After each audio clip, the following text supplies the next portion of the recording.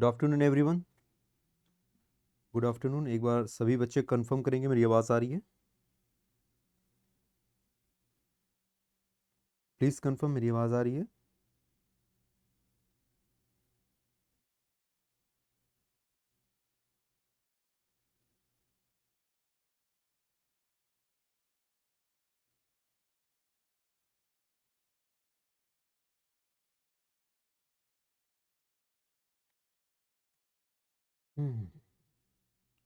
Clear है ना? चलो,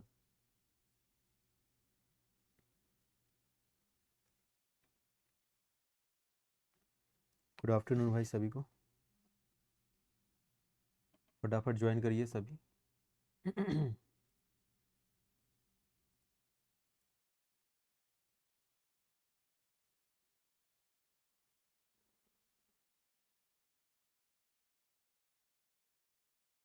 चलिए स्टार्ट करते हैं बिना किसी देरी के। फिजिकल फीचर्स वाला पार्ट हमारा चल रहा था, उसमें हमने देखा था बहुत सारी चीज़ें।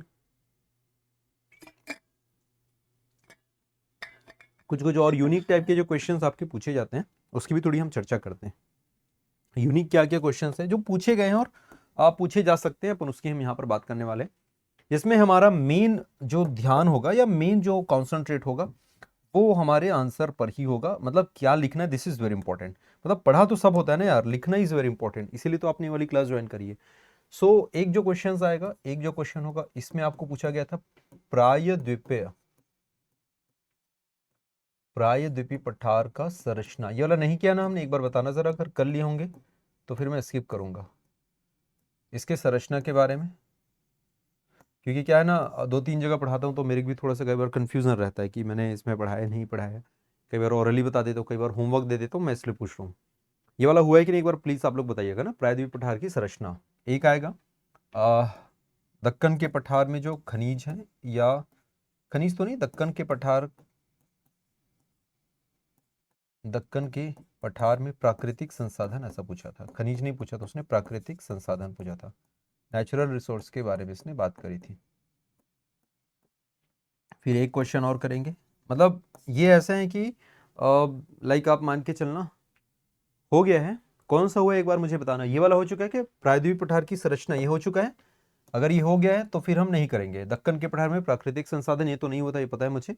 ये नहीं हुआ तो मैं इसको कराऊंगा। फिर एक और प्रश्न जो हम देखेंगे यहाँ पर, है ना, कि उत्तर भारत के जो मैदान है ये नहरों द्वारा सिंचित,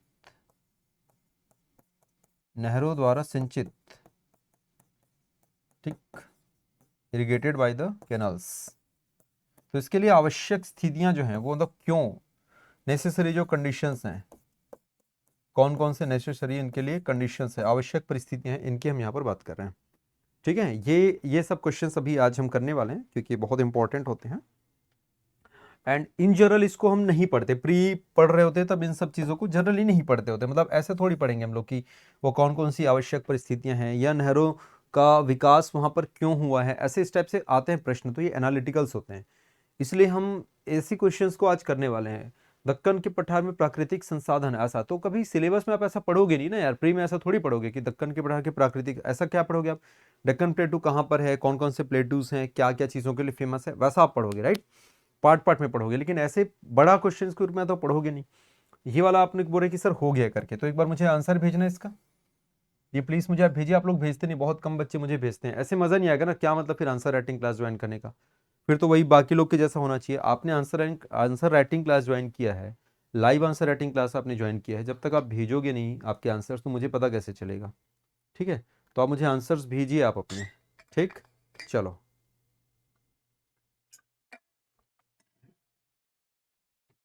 तो सेकंड क्वेश्चन की हम बात करते हैं। दक्कन के पठार में प्राकृतिक संसाधनों की प्रचुरता या किस प्रकार के प्राकृतिक संसाधनों से समृद्ध है, ये आपको पूछना चाह रहा है। ठीक, क्या, आइए अब यहां पर हम कीवर्ड्स अगेन या फ्रेमिंग की मैं बात करता हूं। तो सबसे पहले मैं इस प्रश्न की बात करूंगा। प्रश्न लिखिएगा, ये प्रश्न लिखो बेटा, आप लोग क्वेश्चन लिखना। दक्कन के पठार में प्राकृतिक संसाधन, दक्कन के पठार में प्राकृतिक संसाधन, natural resources in the Deccan plateau, natural resources in a Deccan plateau. ठीक है, दक्कन के पठार में प्राकृतिक संसाधन।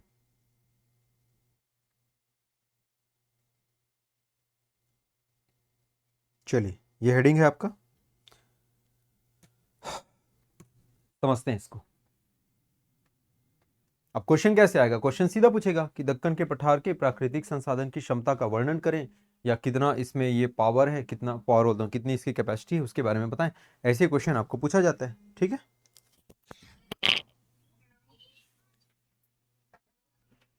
हेलो, हाँ जी बोलिए।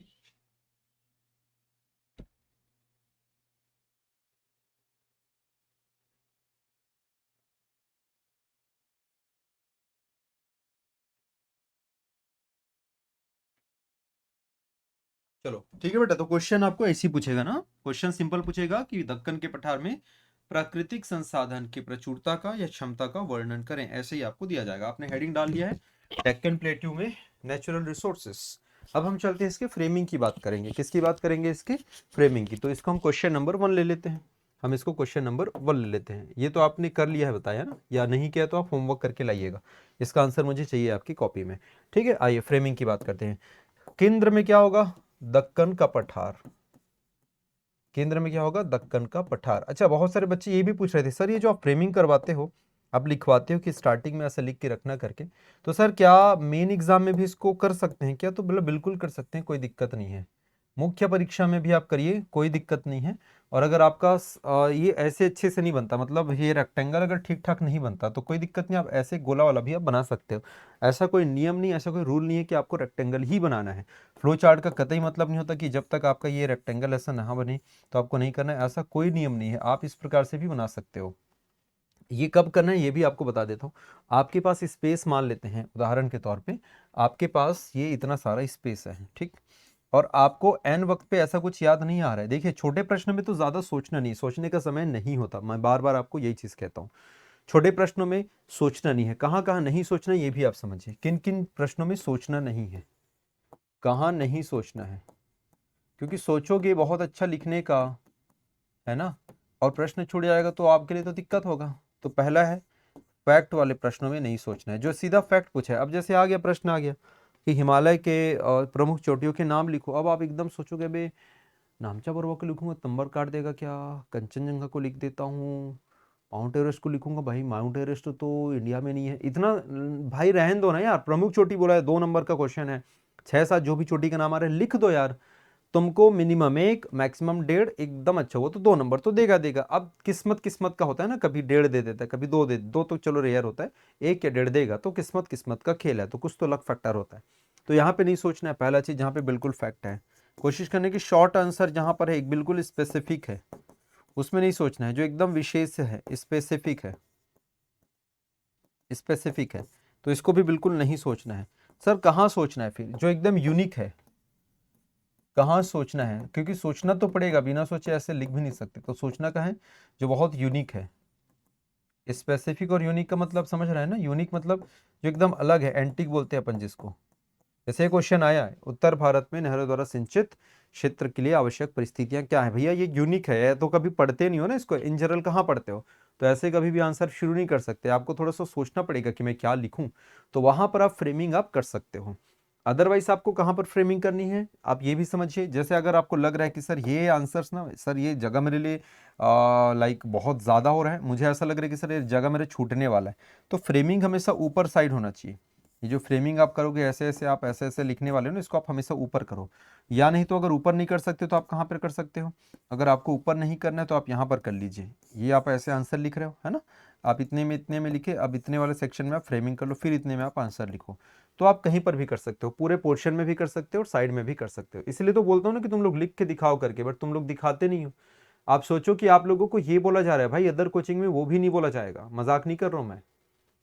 और बोलेंगे भी तो पता नहीं कोई टीचर ही चेक करेगा कि नहीं करेगा, कि किसी कंटेंट एडिटर को चेक करने बोल देंगे, आई डोंट नो। जब पैसा इन्वेस्ट किया तो तुम लोग फायदा नहीं उठा रहे यार, ये तो गलत बात है। हैं? पैसा दे के कौन ऐसा करता है? फ्री फोकट में आप लोग, मतलब अपन यहाँ पर चेक करने के लिए बैठे हैं और आप लोग आंसर भेजते नहीं हो, तो मजा कैसे आएगा फिर? कौन कौन भेजेगा मुझे एक बार बताओ मुझे आंसर।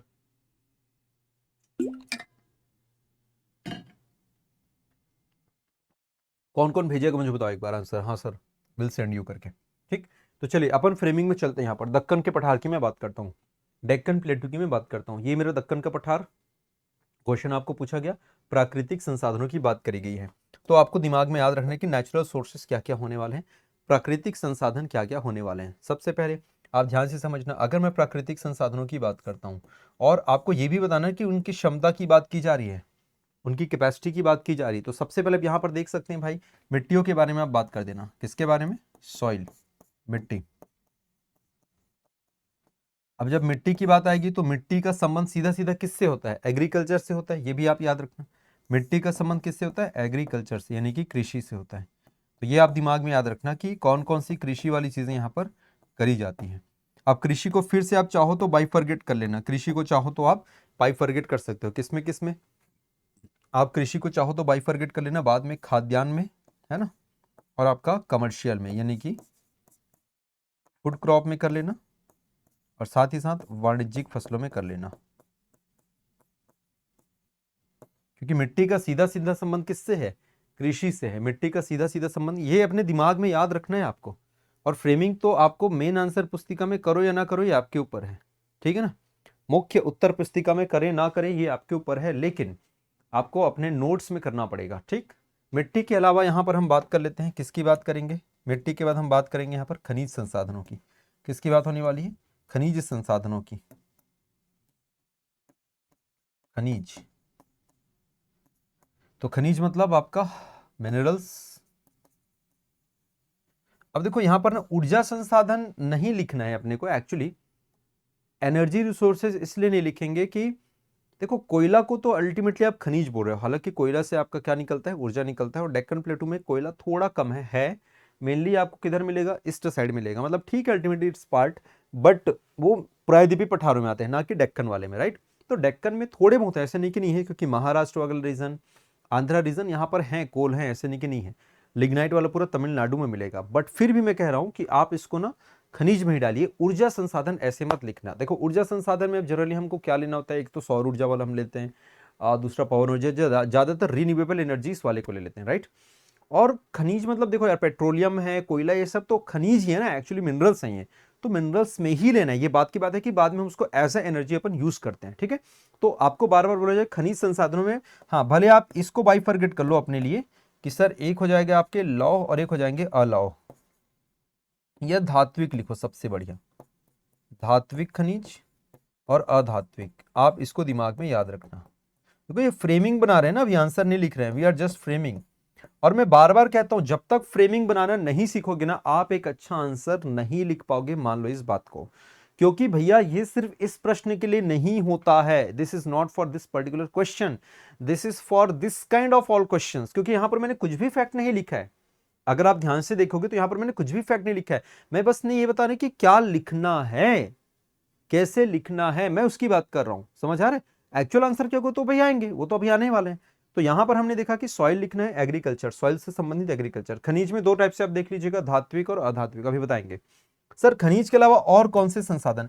अब कुछ नहीं यार, जो ज्योग्राफी में तुम पढ़ते हो ना, जो 10-11 यूनिट पढ़ते हो, बस उन्हीं यूनिट्स को लिख लो भाई। देखो अब दिमाग में याद रखो क्या क्या पढ़ते हो। सबसे पहले सर पर्वत पठार पढ़ते हो ना, पर्वत पठार, हाँ या ना? ठीक है। इसके बाद क्या पढ़ते हैं अपन? नदी पढ़ते हैं, नदियां पढ़ते हैं। तो सर नदियां जल संसाधन में आएंगी कि नहीं आएंगी? तो आप नदी मत लिखना, आप उसको लिखिएगा जल संसाधन। आप उसको नदी नहीं लिखना, आपने क्या लिखना है उसको? जल संसाधन। क्योंकि आपको ना क्वेश्चन ही पूछा है भाई, प्राकृतिक संसाधन पूछ रहा है। तो जब प्राकृतिक संसाधन पूछ रहे हैं तो आप उस वे में लिखिए, आप लिखने का तरीका आपका अलग होना चाहिए। जैसे उदाहरण के तौर पे कई बार आपने देखा होगा, जब आप कभी कुछ खरीदने जाते हैं या कुछ लेने देने और जो भी कहीं भी आप जाते हैं, तो वहां पर आपसे पूछा जाता है, आपसे क्या पूछा जाता है कि भाई कहीं कहीं पैसा बोलते हैं, कहीं पेमेंट बोलते हैं, कहीं कुछ और नाम लिया जाता है ना, मतलब कितना खोखा बोल देते हैं, कई बार आपने सुना होगा, कितना पेटी बोल देते हैं, सुना है ना। कितना रुपए तो नहीं बोलते, इन जनरली देखना कितना हुआ, कितने रुपए हुए, कितना पैसा हुआ, कितना खोखा, कितना पेटी। तो ये बोलने के अपने अलग अलग तरीके हैं, ठीक है। तो ठीक वैसे ही आपको यहां पर नदियां ना लिख करके लिखना है जल संसाधन। अब इसमें भले आप डाल दीजिए, अब आप भले डाल दीजिए जो रिवर्स हैं, और सिर्फ नदी नहीं डालना है रे भाई, आपको रिवर बस से डाल के क्या करोगे? उस रिवर पर आधारित जितने आपके प्रोजेक्ट हैं, आपको उन प्रोजेक्ट्स को डालना होगा। और याद रखना ऊर्जा सॉरी जल संसाधन बोल रहे हैं, उद्योगों को यहां पर आपको नहीं डालना है। मैं बार बार बोल रहा हूं, क्वेश्चन प्राकृतिक संसाधन से पूछा गया है। क्वेश्चन क्या पूछा है? प्राकृतिक संसाधन है, नेचुरल रिसोर्सेज है। तो भैया उद्योग नेचुरल रिसोर्सेज में नहीं आएंगे। आप ये भले कह सकते हैं और क्या पढ़ते हो, नदी के बाद क्या पढ़ते हो? जलवायु पढ़ते हो, बट जलवायु में तो ऐसा कुछ आएगा नहीं। फिर क्या पढ़ लेते हो भैया? पर्वत हो गया, नदी हो गया, फिर आप पढ़ते हो वन पढ़ते हो, तो वन को डालो, कोई दिक्कत नहीं, बिल्कुल डालो आप भले उसके बाद वन उत्पाद को डाल लेना यहाँ पर, ठीक है ना। तो वन को डालिए क्योंकि वन भी एक संसाधन है। इसके अलावा और क्या पढ़ते हो? वन के बाद फिर क्या पढ़ लेता हूँ? फॉरेस्ट के बाद सॉइल मिट्टी हो गया, फिर कृषि, खनिज, ऊर्जा, उद्योग, खत्म। तो इतने संसाधनों को आपको दिमाग में रखना है। क्या क्या? मिट्टी, मिट्टी से संबंधित कृषि, खनिज, खनिज के आपके धात्विक, और मैं बता रहा हूँ इतने दोनों में ही आपका मेन चीज होने वाला है। इन्हीं दोनों में आपका मेन चीज होने वाला है। देन आपका जल संसाधन यानी कि आपका क्या बोलते हैं, प्रोजेक्ट्स, जो आपके मल्टीपर्पज प्रोजेक्ट जो बने हुए हैं उस पर आधारित। और फिर सबसे आखिरी में हम लोग यहाँ पर देखेंगे वन संपदा से संबंधित, यानी कि किन किन वन संपदा किस प्रकार के। अब वनों के यहाँ पर आप देख सकते हैं कौन कौन से, जैसे दक्कन के पठार की बात की जा रही, तो यार पश्चिमी घाट वाला जो रीजन है यहाँ पर वर्षावन पाए जाते हैं, आप ये बता सकते हो आप, वर्षावन। और वर्षावन के साथ साथ यहाँ पर अनेक जीव जंतु भी पाए जाते हैं, तो ये भी तो संसाधन है ना भाई, प्राकृतिक संसाधन है ना। इसके अलावा आप यहाँ पर बता सकते हो डेसिडुअस, यानी कि आपका इसको बोलते हैं हम लोग पतझड़ वन, पतझड़ वन। और यही सबसे अच्छी गुणवत्ता वाली लकड़ी यहाँ पर पाए जाते हैं। क्या पाए जाते हैं? गुणवत्ता वाली लकड़ी। देखो यही तो की पॉइंट है रे भाई, यही तो की पॉइंट है।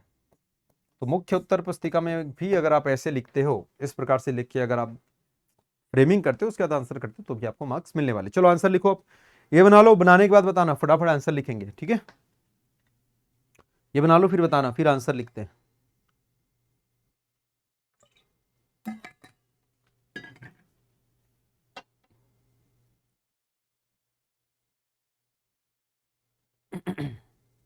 हो गया?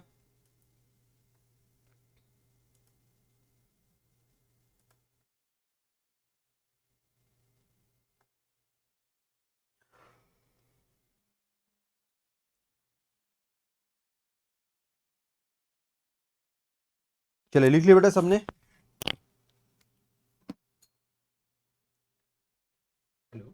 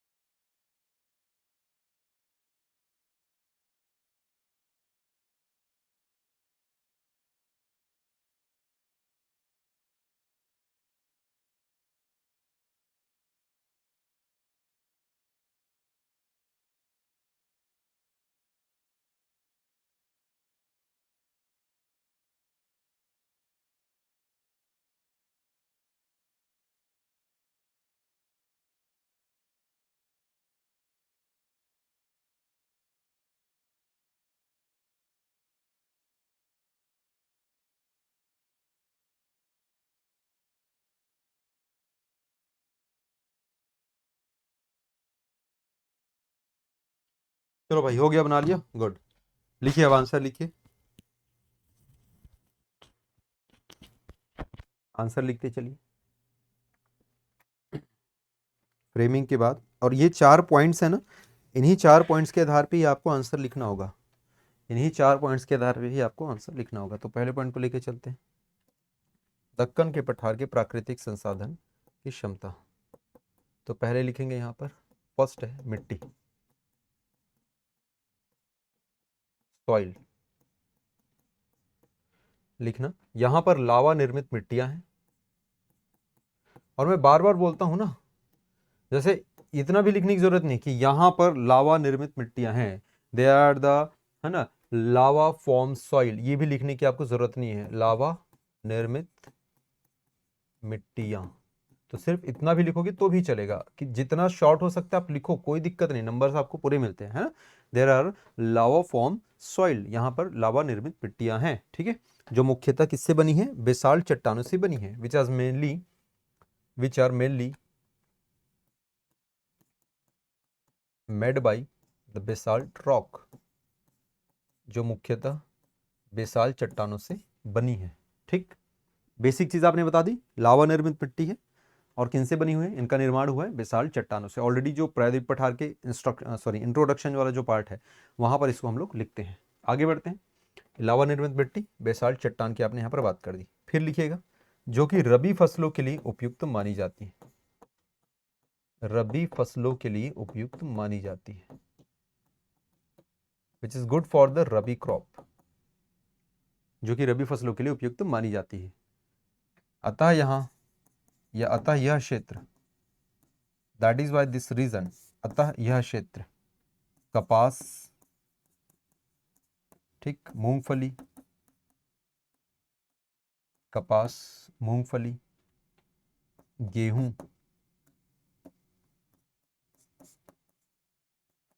एवं मोटे अनाजों के लिए। अच्छा, इसमें आप चाहो तो लाइक स्टेट्स भी मेंशन कर सकते हो। जैसे कर्नाटका रीजन है तो वो ऑयल सीड्स वगैरह के लिए भी, जैसे सूरजमुखी वगैरह के लिए अच्छी खासी जानी जाती है ना। तो ये इसमें फसलों के नाम आप और भी मेंशन कर सकते हो, है ना। That is why this region is good या famous for the cotton, groundnuts, wheat and other coarse cereals या अदर क्या बोल सकते हैं, मिलेट्स। तो यह क्षेत्र जो है कपास, मूंगफली, गेहूं एवं अन्य मोटे अनाजों के लिए प्रसिद्ध है। तो आपने बता दिया पहला मिट्टी के बारे में। दूसरा चलेंगे, नंबर 2। सेकंड नंबर क्या था, इतना लिख लिया सभी ने, हो गया सभी का, सभी का हो गया। लावा निर्मित मिट्टियों से बनी है, जो मुख्यतः बेसाल्ट चट्टानों द्वारा बना हुआ है, निर्मित है, इसलिए यह रबी फसलों के लिए उपयुक्त मानी जाती है, good for the rabi crops. अतः यह क्षेत्र कपास, मूंगफली, गेहूं एवं अन्य मोटे अनाजों के लिए अच्छी मानी जाती है। फिर हम चलते हैं खनिज संसाधन। फिर किस में चलेंगे हम लोग, सेकंड नंबर है आपका खनिज। खनिज का मतलब हो रहा है आपका मिनरल रिसोर्सेस, ठीक है ना। तो खनिज में हम यहाँ पर देखेंगे, यह क्षेत्र धात्विक और अधात्विक दोनों खनिजों के लिए प्रसिद्ध है या फिर जानी जाती है। Region is famous for metallic and non metallic, metallic and non metallic. तो पहले आप धात्विक में चले जाएं, धात्विक खनिज। अब मैंने फिर से कहा ना, अगर आपको यहाँ पे प्रॉपर एरिया पता है, मतलब 1 to 1 एरिया पता है, 1 to 1 का मतलब एकदम एग्जैक्टली कौन कहां पर मिलता है, तो बिल्कुल लिखो। जैसे धात्विक खनिज की मैं बात करता हूं, आप लिख दो भाई लोहा, धात्विक खनिज में आप लिखते चलो लोहा। दूसरा मैग्नीज, ठीक है, दूसरा हो जाएगा मैग्नीज। अब लोहा कहाँ कहाँ पर मिलेगा आपको मेनली, जैसे कि कर्नाटक में मिलता है, थोड़ा बहुत आपको कहाँ पर देखने को मिलेगा, आंध्र प्रदेश में, ज़्यादा नहीं है। मैग्नीज का मेनली कहाँ पर मिलेगा आपको, कर्नाटक में। जगह का नाम याद रहे तो जगहों के नाम को भी आप लिख सकते हो। जैसे उदाहरण के तौर पे लोहे की अगर मैं बात करता हूँ तो कुद्रेमुख वाला जगह है, कुद्रेमुख है। मैग्नीज की हम बात करते हैं तो आपका नीचे जो क्या बोलते हैं, मंगलोर के आसपास जो जगह है, जैसे कि चिकमंगलूर वाला जो जगह है, चिकमंगलूर, शिमोगा, आप इन जगहों के नाम लिख दीजिए। ये किसके लिए, तुम्हारे धात्विक खनिजों के लिए। आप इसमें सोना भी डाल सकते हैं, सोना भी तो है ना भाई। सोना कहाँ पर, कर्नाटक का KGF वाला रीजन, यानी कि कोलार।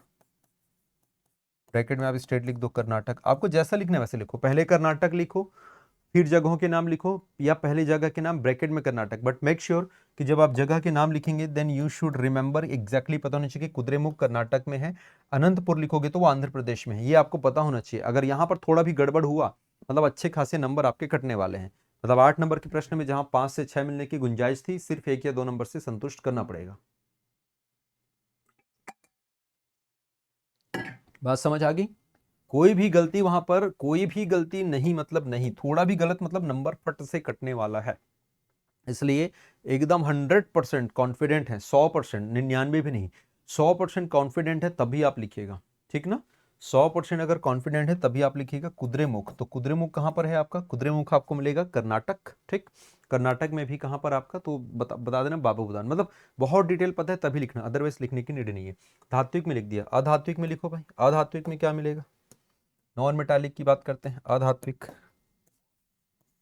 अधात्विक, अब बोलोगे सर इसको थोड़ा अलग कैसे दिखाएं, देखो यहाँ पर 2, यहाँ पर ये वाला पैटर्न है, आप स्टार बना लो, आप ऐसे आप स्टार बना लो, आप हैश बना लो, आपको जो बनाना है बनाओ भाई, दिखना चाहिए प्रॉपर, आपको ना इस प्रकार का अरेंजमेंट दिखना चाहिए। ये ऐसा बाइफर्गेशन दिखना चाहिए। तो अधात्विक में क्या क्या आ जाएगा?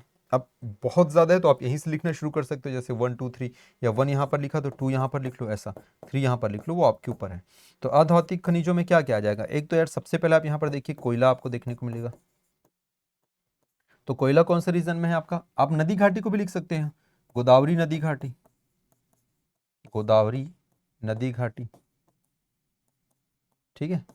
इसके अलावा और क्या मिलेगा आपको? जैसे कि आप आंध्रा वाले रीजन में चले जाओ तो अभ्रक आपको देखने को मिलता है, अभ्रक, अभ्रक कहाँ पे? नेल्लोर में, ही नेल्लोर में है। फिर आप चले जाओ लिग्नाइट, क्योंकि कोयला और लिग्नाइट दोनों अलग चीज होता है ना, ये ब्राउन कोल होता है। तो लिग्नाइट कहाँ पर? नैवेली तमिलनाडु, नैवेली तमिलनाडु। अब कुछ बच्चों को ऐसा लग रहा है अरे सर ये सब क्या पढ़ा, और ये सब तो हमने पढ़ा ही नहीं है, ऐसा लग रहा होगा ना बहुत सारे स्टूडेंट्स को, मतलब बहुत सारे नहीं, आई डोंट नो कितने को लग रहा होगा, बट कुछ को ऐसा लग रहा होगा अरे सर ये सब तो हमने पढ़ा नहीं है, कैसे करें? तो भैया ये क्लास है आंसर राइटिंग वाली क्लास है। कौन सी क्लास है ये? Answer writing. आंसर राइटिंग कौन कर पाता है, कौन करता है एक्चुअली? जिसको प्री का नॉलेज हो और जिसको मेंस का नॉलेज हो, वही ना करेगा। अब आप बहुत सारे ऐसे भी बच्चे बोलेंगे अरे सर हम तो यही सोच के लिए थे, सर हमको तो कुछ आता नहीं है, हम तो एक साथ, तो कोई दिक्कत नहीं बेटा, ये आंसर राइटिंग की क्लास अभी चल रही है, इसके बाद फिर चलेगा, ये तो साल भर चलने वाला है ना। अभी ज्योग्राफी का हम करा रहे हैं, फिर एक साइकिल होगा, जब ये खत्म होगा वापस आएंगे उस पर। अभी जैसे मेंस होगा जो 2026 में मेंस देंगे बच्चे लोग, उसके बाद फिर एक अभी साइकिल बनेगा जुलाई अगस्त मान के चलो, तो अगस्त सितंबर में फिर से मैं कराने वाला हूँ, तब वहाँ पे अच्छे से कर लेना, ठीक। तो आप उसको वरी मत हो, आप उसको टेंशन मत लो, और चीज़ों को समझते चलो। अगर ऐसा लग रहा है तो फिर आप स्किप कर दीजिए, कोई दिक्कत नहीं है, बाद में रिकॉर्डेड देख लेना, जब आप प्री और मेंस के कंटेंट को पढ़ लेंगे तो वो आप कर सकते हैं। ये समझ आ गया जी, धात्विक और अधात्विक के बारे में लिखा, ये खनिजों का हो चुका। फिर हम चलते हैं अगला जो था, नेक्स्ट क्या था आपका? खनिज के बाद जल संसाधन की बात करते हैं। देखो इतने में तुम्हारा अच्छा खासा यहाँ पे भर चुका है, अच्छा खासा भर चुका है ना। फिर हम चलते हैं जल संसाधनों की बात करते हैं। किसकी बात करते हैं? जल संसाधन। तो नंबर 3 में चलेंगे, जल संसाधन मतलब हो जाएगा आपका वाटर रिसोर्स, वाटर रिसोर्स। तो जल संसाधन में क्या देखने को मिलेगा? जल संसाधन की बात करते हैं। आइए, जल संसाधन में सिंपली आप बताइएगा यहाँ पर, है ना, कि मुख्यतः किसका अपवाह क्षेत्र है? गोदावरी, कृष्णा, कावेरी अपवाह क्षेत्र है। आप बता दीजिए, मेनली इट इज, याद रखना, आप बताना, है ना। सर ऐसे क्वेश्चन में मैपिंग की जरूरत, हाँ ना ना ना ना ना, देखो बहुत सारे लोग बोलते होंगे, इवन भाई मैं खुद ज्योग्राफी पढ़ाता हूँ, मैं भी बहुत अच्छी मैपिंग बनाता हूँ, और इवन तो मैं ये बोलता हूँ कि ऐसा नहीं कि हर क्वेश्चन में आपको मैपिंग की नीड है। No, you don't need for map. हर एक क्वेश्चन में मैपिंग की नीड नहीं है, आप कर सकते हो, करने में कोई दिक्कत नहीं है, करने में कोई दिक्कत नहीं है, लेकिन एक होता है कि कंपल्शन, नहीं बनाओगे तो नंबर कटेगा, हो ही नहीं सकता। मैं आपको पेपर भेजूंगा, मैं ज्योग्राफी का पेपर है, मैं दिखाऊंगा किसी दिन। 40 नहीं 42 नंबर कुछ आया था इस बच्चे का, शायद 40 42 कुछ तो आया था, आउट ऑफ 50, 50 में 40 से 42 नंबर कुछ आया था। एक सिंगल मैप नहीं बनाया था इसने, नॉट ए सिंगल मैप, फिर भी आया था यार उसका, कैसे दे दिया उसको? तो अब ठीक ही ठाक लिखा होगा उसने, तभी तो दिया था। तो ये मैं दिखाऊंगा पेपर आप लोगों को, ठीक है। So you don't need to do that, need फिलहाल नहीं होने वाली। तो आप लिखना कि यह गोदावरी कृष्णा कावेरी नदियों के अपवाह क्षेत्र में है, या यूं कहें कि गोदावरी कृष्णा और कावेरी नदियां इस क्षेत्र से प्रवाहित होती हैं, ठीक। Godavari Krishna and Kaveri rivers flow in this region, ठीक। फिर आप यहाँ पे लिखना जहां पर प्रमुख परियोजनाएं, जैसे आप गोदावरी का लिख दो पोलावरम, पोलावरम प्रोजेक्ट के नाम लिखते चलो। कृष्णा में लिख दो अलमाटी, कावेरी में लिख दो, हालांकि मैन मेड है बट ठीक है ना, मतलब जल को हमने संजो कर रखा है, और जल को संजो कर रखा है तो किसके बिहाफ पे रखा है? इनके बिहाफ पे रखा है, तो ये भी आप बता दीजिए, ठीक। फिर आप लिखिएगा यहाँ पर कावेरी में क्या है आपका, मैटूर। अब 2-3 प्रोजेक्ट्स के नाम यहाँ पर बता दो इस प्रकार से। अब फिर यहाँ पर बता देना कि और ये जल संसाधनों का उपयोग कृषि के साथ साथ, कृषि के साथ साथ उद्योग और अन्य कार्यों के लिए किया जाता है, ठीक। अपार्ट फ्रॉम एग्रीकल्चर या apart from irrigation, it is use for the industry and other purpose. लिखो इस लाइन को, लिखिए इस लाइन को, कृषि के साथ साथ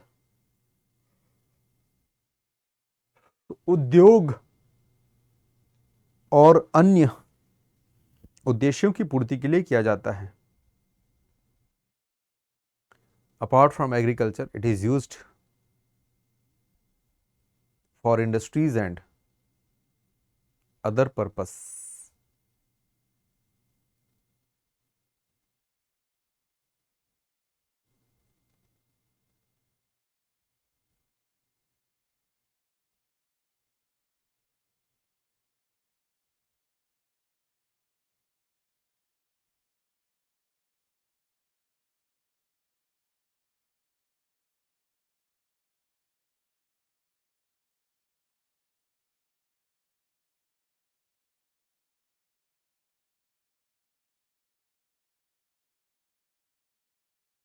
हो गया सबका? चलो आगे बढ़ते हैं। नेक्स्ट, जल संसाधनों के बाद हम किस में चलेंगे? वन संसाधन, या वन एवं वन्य जीव लिख सकते हो ना, कोई दिक्कत नहीं। वन एवं वन्य जीव नंबर 4।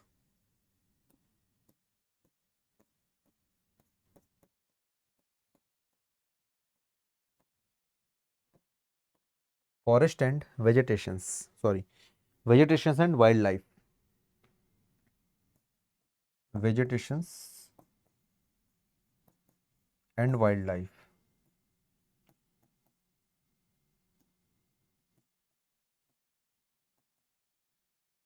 ठीक है,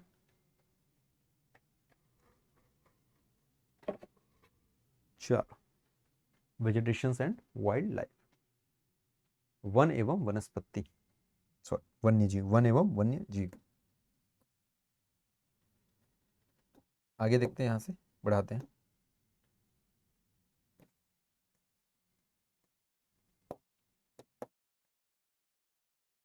देखिए, वनों के बारे में यहाँ पे लिख सकते हैं, किस प्रकार के वन पाए जाएंगे? सबसे पहले सदाबहार वन, सदाबहार वन, एवरग्रीन फॉरेस्ट। कहाँ पर मिलेंगे? मुख्यतः पश्चिमी घाट में, पश्चिमी घाट में। और यहीं पर कौन से जीव मिलेंगे अपने को? जैसे बहुत सारे जीव जंतु, तो जीव जंतुओं के नाम आप चाहो तो देखो, इन्वायरमेंट का कुछ हिस्सा यहाँ पर आने वाले, या उन बायोडाइवर्सिटी एरियाज के नाम लिख लो, जैसे जिसमें से आपके नीलगिरी, शांत घाटी, ये सब जगहों के आप नाम लिख लीजिए। फिर आप चलना पर्णपाती वन, पर्णपाती में नीलगिरी का भी हिस्सा इधर आता है, दोनों हिस्से आते हैं ना, नीलगिरी के दोनों हिस्से आते हैं, याद रखना, ठीक है। तो इसमें आप लिख सकते हैं चंदन वन, लिख लीजिए आप, चंदन वन हो जाएंगे।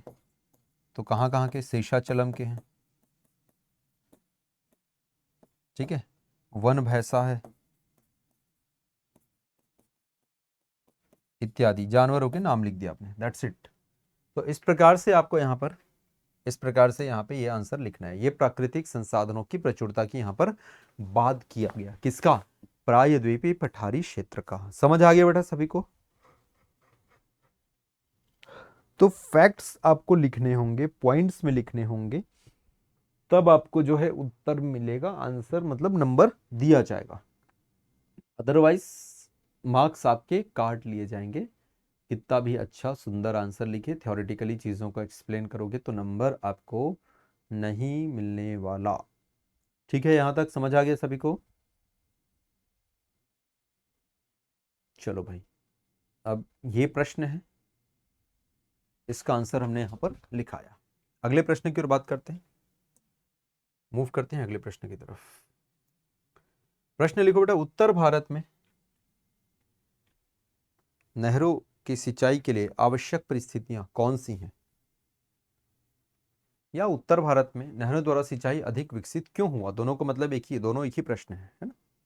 पर्पस है कि नॉर्थ इंडिया में कैनल इरिगेशन क्यों हो रहा है, क्या क्या उसके कारण बन सकते हैं।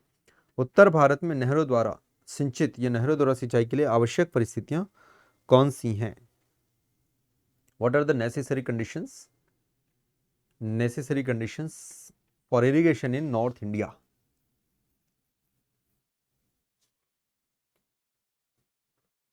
For irrigation in North India.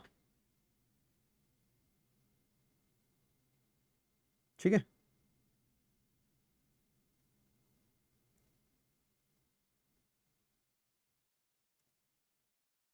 चलो लिखते हैं भाई, क्वेश्चन लिख लिया। What are the necessary condition for irrigation in North India? For irrigation by canal in North India, for irrigation by canal in North India. तो सेंटर में क्या होगा, केंद्र में क्या होगा? नहरों द्वारा सिंचाई, फ्रेमिंग है ना, नहरों द्वारा सिंचाई, इरिगेशन बाय द कैनाल्स, कहां पर? उत्तर भारत में।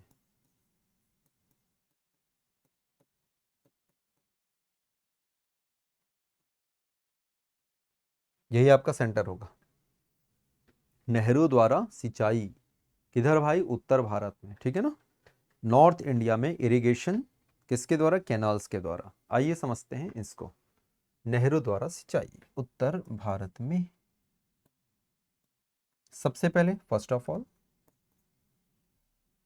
उत्तर भारत में बोल रहे हैं, इसका मतलब वो मैदानों की बात करें तो दिमाग में आपको याद क्या रखना है सर? ये मैदानों की बात कर रहे हैं, दिमाग में क्या याद रखना है अपने को? मैदान, ये आपको पता होना चाहिए। तो मैदानी जो क्षेत्र होने के कारण यहां पर सबसे पहले क्या दिखेगा? सरफेस जो है, सरफेस कैसे रहेगा यहाँ पर? सरफेस कैसे रहेगा जी? सतह कैसे होने वाला है यहाँ का? समतल होगा, समतल यानी कि फ्लैट होगा, ना ही एलिवेशन, ना ही उतार चढ़ाव, ना ही उबड़ खाबड़, बिल्कुल समतल सतह होने वाली है। मैदान है, मैदान कैसा होता है? फ्लैट होता है, समतल होता है। तो सबसे पहला जो कंडीशन है वो तो यही हो गया, क्या? कि मैदान होने के कारण ये कैसे होगा? हमारा जो सरफेस है वो बिल्कुल समतल होने वाला है। कैसे होने वाला है? फ्लैट होने वाला है। दूसरा यहां पर चलिएगा सेकंड, सेकंड की अगर यहां पर मैं बात करूं तो सेकंड यहां पर क्या हो सकता है? ध्यान से समझना। सेकंड अगर मैं यहां पर देखता हूं भाई, ये आपका मैदानी क्षेत्र है। अब मैदानी क्षेत्र होने के कारण यहाँ पर क्या है? रिवर्स की उपलब्धता है। किसकी उपलब्धता है? नदियों की उपलब्धता। मतलब भाई नहर आपको बनाना है तो क्या मिलना चाहिए? नदियां। तो नदियों की उपलब्धता, उपलब्धता, ठीक है ना?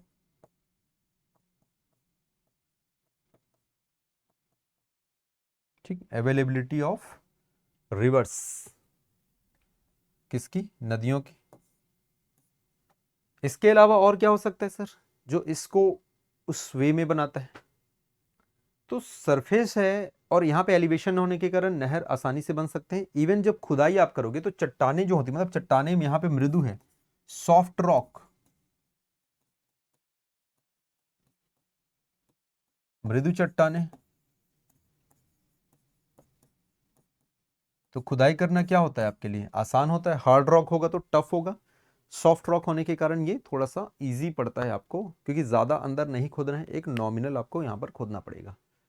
तीसरा सर, आप सिंचाई क्यों ही करेंगे, मतलब क्यों नहर बनाएंगे आप? तो यहाँ पर कृषि बाहुल्य क्षेत्र है ये, यानी कि एग्रीकल्चर सरप्लस एरिया है। क्या है ये? कृषि बाहुल्य है। मतलब भाई ये है आपके यहाँ, ये भी आपके यहाँ, ये भी आपके यहाँ, सब चीज ओके। बट अगर आपके क्षेत्र में देखो, जैसे फॉर एग्जांपल आप राजस्थान वाले क्षेत्र में चले जाओ, तो राजस्थान में भी सरफेस प्लेन है, चट्टाने भी नॉर्मल हैं, ठीक है। बट आप नहीं खोदोगे ना वहां पर। क्यों नहीं खोदोगे? क्योंकि आपके यहाँ कृषि लायक जमीन ही नहीं है। कृषि लायक जमीन होगा तभी आप खोदोगे, कृषि ज्यादा होगी तब खोदोगे, तो कृषि वहां पर ज्यादा होती है। इसके अलावा भाई यहाँ पर एक और पॉइंट है, मतलब ये तो कंपलसरी, इसको लिखना है, इसको लिखना है, इसको लिखना है, और ये आप इसको लिखेंगे, ठीक है। यहां पर आप ये पॉइंट बता सकते हैं कि नीड है, क्योंकि जनघनत्व यहां पर क्या है? ज्यादा है। आवश्यक परिस्थितियों की बात कर रहे हैं ना, तो पॉपुलेशन डेंसिटी भी यहां पर क्या है आपकी? पॉपुलेशन डेंसिटी यहां पर ज्यादा है, और जनघनत्व अधिक होने के कारण आपको आवश्यकता पड़ेगी कि आपको उस क्षेत्र में सिंचाई करें, और सिंचाई के लिए आपको कुछ तो करना होगा। तो क्या करोगे आप? नहरों का निर्माण करोगे। ठीक, ये बना लो भाई फ्रेमिंग।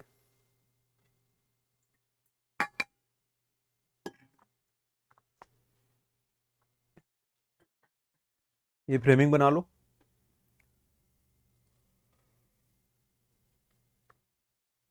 हो जाए तो बता देना सर हो गया।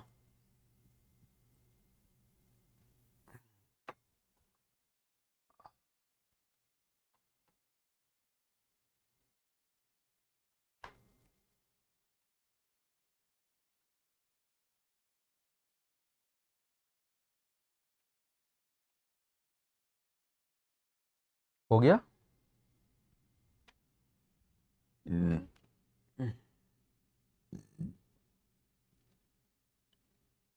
चलिए अब आंसर लिखिएगा। आंसर लिख लो भाई।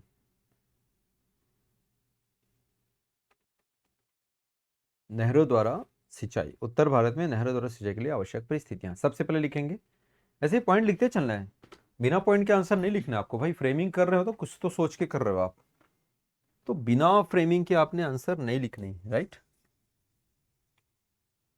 तो सबसे पहले लिखेंगे नंबर 1, सरफेस,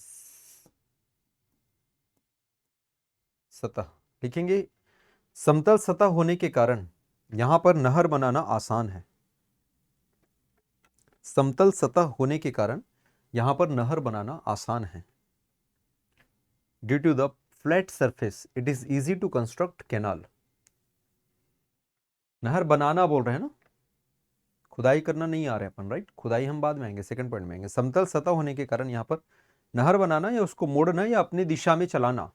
एलिवेशन की बात हो रही है यहां पर, एलिवेशन, दिस इज इंपॉर्टेंट, याद रखना। किसकी बात हो रही है? एलिवेशन की बात हो रही है, ऊंचाई की बात हो रही है। दूसरा पॉइंट आप इसको लिख लीजिएगा, मृदु चट्टाने। सेकंड है मृदु चट्टाने।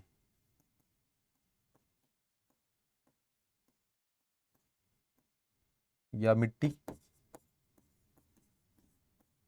लिखिए जलोढ़ मिट्टी की उपस्थिति इसे खोदने में आसान बनाती है। The presence of alluvial soil,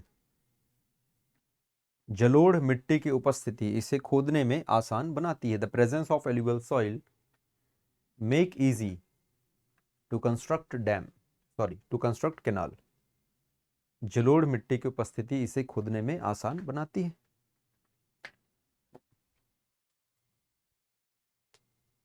the presence of alluvial soil, presence of alluvial soil is easy to make canal। तीसरा लिखेंगे नदियों की उपलब्धता, availability of water, sorry river, availability of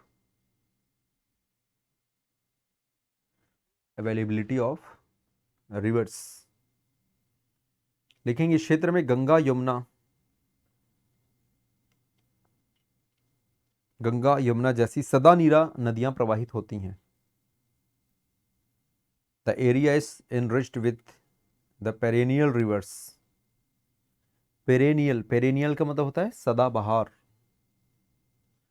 perennial का मतलब सदाबहार। The area is enriched with the perennial reverse like Ganga and Yamuna, Ganga and Yamuna. अच्छा, उसके अलावा सिर्फ नदियों के प्रवाहित होने से क्या होगा? नहीं होगा ना। ये नदियां क्या हैं? सदा नीरा हैं, जिसमें साल भर पानी रहता है। और साल भर पानी रहता है इसलिए क्या बने? बड़े बड़े प्रोजेक्ट बने हैं। इसलिए जल की उपलब्धता क्या होती है? हमेशा होती है, ठीक है ना। तो लिखेंगे जो लगभग साल भर जल की उपलब्धता सुनिश्चित करते हैं, उसी में ना, which ensure the supply of water throughout year, जो साल भर या वर्ष भर जल की उपलब्धता सुनिश्चित करते हैं। Which ensure the supply of water throughout year. भाई तभी तो आप नहर द्वारा सिंचाई कर पाओगे ना।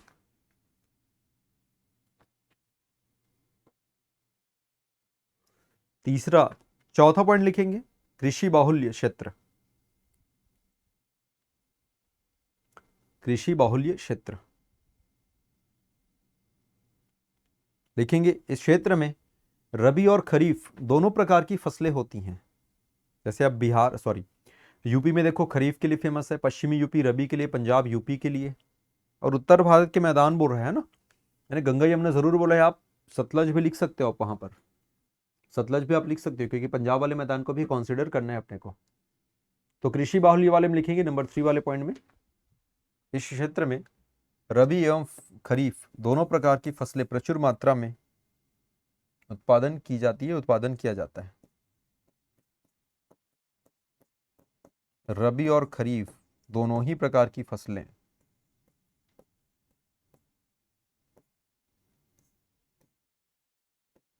रबी एंड खरीफ दोनों ही प्रकार की फसलों का प्रचुर मात्रा में उत्पादन किया जाता है। Both are produced in large quantity. और जब फसलों का उत्पादन किया जाएगा तो आवश्यकता तो पड़ेगी, तो इसीलिए यहां पर नहरों की उपलब्धता आवश्यक है।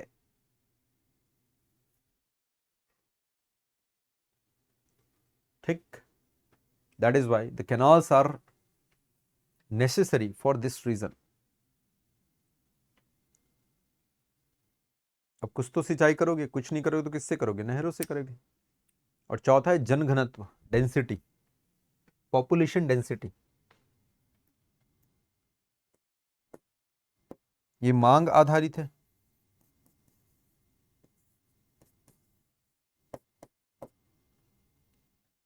इस क्षेत्र में जनसंख्या का घनत्व अधिक है, इस क्षेत्र में जनसंख्या घनत्व अधिक है, अतः the area is highly populated या हाईली डेंस पॉपुलेटेड। जनघनत्व अधिक है और इसीलिए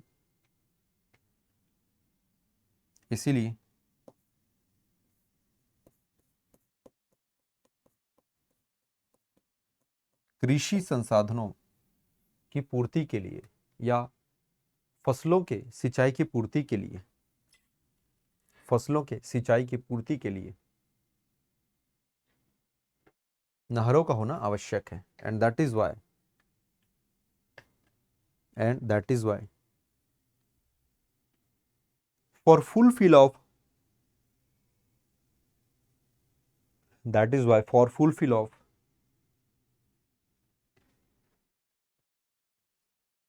fulfill of irrigation for the crop, it is necessary to have canals. It is necessary to have canals. तो फसलों के सिंचाई के लिए, उसमें उत्पादन में वृद्धि के लिए नहरों का होना आवश्यक है। सो ये आपके कारण थे, ये आपके रीजन थे। ठीक, ऑल राइट, डन। चलो भाई, होमवर्क है आप सभी के लिए। एक तो पहला क्वेश्चन है, इसको आंसर चाहिए मेरे को, ये होमवर्क है। कहाँ गया भाई, ये रहा, प्रायद्वीपीय पठारों की संरचना, इस पे मुझे आंसर चाहिए। और एक और प्रश्न आया था, प्रश्न आया हुआ है, बैडलैंड क्या होता है? बैडलैंड, आप इसको चैप्टर 1 से चैप्टर 2 में भी समझो या मिट्टी वाले चैप्टर समझो, मतलब एक ही है। ये चंबल वाले रीजन से याद रखना, चंबल उदाहरण में चंबल जो नदी है उसी क्षेत्र से संबंधित है। बैडलैंड क्या होता है ये आपको आंसर करना है, 2 नंबर का है ये, 2 मार्क्स का क्वेश्चन है। और ऊपर वाला जो है ये आपका 8 नंबर का क्वेश्चन है। ये दोनों क्वेश्चन के आंसर मुझे चाहिए होंगे। ठीक है, चलिए तो इस क्लास को हम यहीं पे करते हैं समाप्त। मिलेंगे कल, कल नहीं, कल खिलीज सर लेंगे, परसों मैं लूँगा। कल कुछ कारण है तो कल खिलीज सर लेंगे, परसों मैं लूँगा। ठीक है, चलिए, थैंक यू।